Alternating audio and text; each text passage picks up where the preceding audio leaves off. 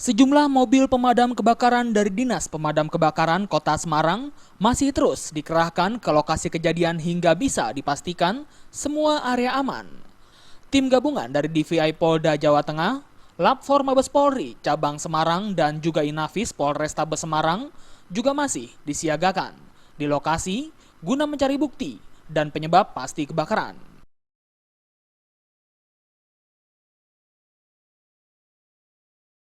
Sementara itu mengantisipasi hal-hal yang tidak diinginkan, sebanyak 74 tahanan dipindahkan ke sel tahanan Mapolrestabes Semarang dan Polsek. Pemindahan sendiri dilakukan di bawah pengawalan ketat Unit Reserse Kriminal Polrestabes Semarang bersama anggota dari Ditreskrimum Polda Jateng. Belum bisa dipastikan hingga kapan pemindahan tahanan ini dilakukan, karena pihak Polda masih menunggu proses penyelidikan penyebab pasti kebakaran.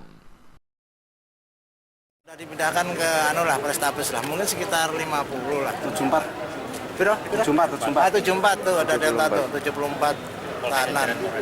Polres sama Polsek taruh di Polrestabes semua itu tahanan. Alhamdulillah ya nggak sampai tahanan kena cedera atau sampai ya. Atau lari gitu ya tuh, ke polisi ini lari, tahanan lari kacau pula itu kan. Ya, tadi sempat dengar ada yang lari satu Pak, tapi tidak tertangkap Pak. Ya kalau nggak lari mungkin kena api juga. Larinya bukan menghindar lari aja ya? menghindar, tapi larinya karena kepanasan ya tuh. Gitu kira-kira. Gitu.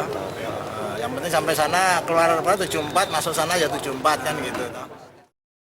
Pada insiden kebakaran ini, isi dari 4 kantor milik Satuan Intelkam, SDM, Perencanaan, dan Pengawasan, hampir tidak ada satupun barang yang bisa diselamatkan. Dari Semarang, Jawa Tengah, Hendy Nugroho melaporkan.